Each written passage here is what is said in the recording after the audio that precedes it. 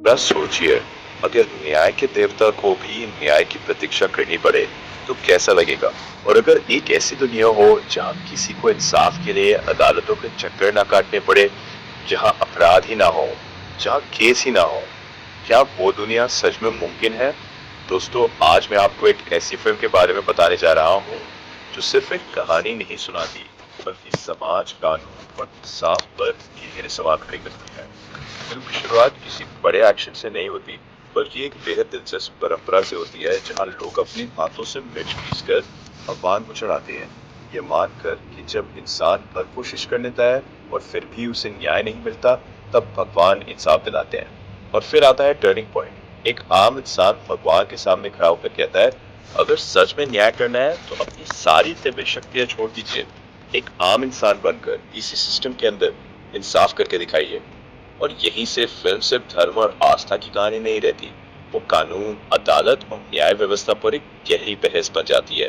भगवान भी उसी सिस्टम में फंस जाते हैं जहाँ तारीख पर तारीख मिलती है, फाइलें अटकती है और सच सामने होने के बावजूद फैसला आसान नहीं होता। यही मुझे इस फिल्म की सबसे बड़ी ताकत लगी। ये किसी एक विलेन से लड़ाई नहीं दिखाती, बल्कि पूरे सिस्टम से सवाल पूछती है। और शायद इसीलिए कई जगहों पर असली विरोधी कोई इंसान नहीं लगता, बल्कि व्यवस्था लगती है। मुझे पर्सनली कुछ डार्क और मिस्ट्री वाले सीन्स में स्ट्रेंजर थिंग्स जैसी एक हल्की वाइब आई। मैं ये नहीं कहूंगा कि कॉपी है, बस वो माहौल मुझे वैसी याद दिला गया।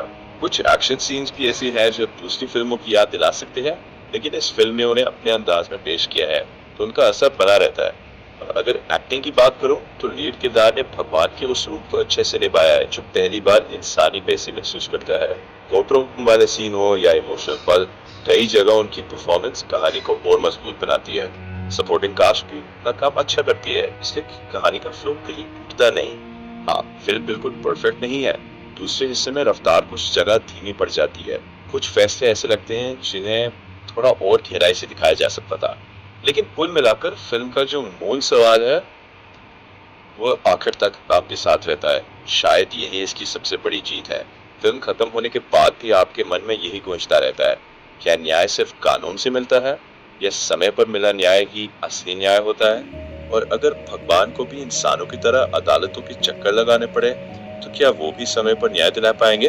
अगर आपने इस फिल्म का नाम पहचान लिया है तो कमेंट में जरूर बताइए, और अगर नहीं पहचान पाए तो कमेंट सेक्शन एक बार देख लीजिए, मैंने वहाँ फिल्म का नाम लिख दिया है। और हाँ, अगली बार जब ऐसी फिल्म देखें तो सोचिएगा, क्या सिर्फ कानून होना काफी है, या समय पर इंसाफ मिलना उससे भी ज्यादा जरूरी है?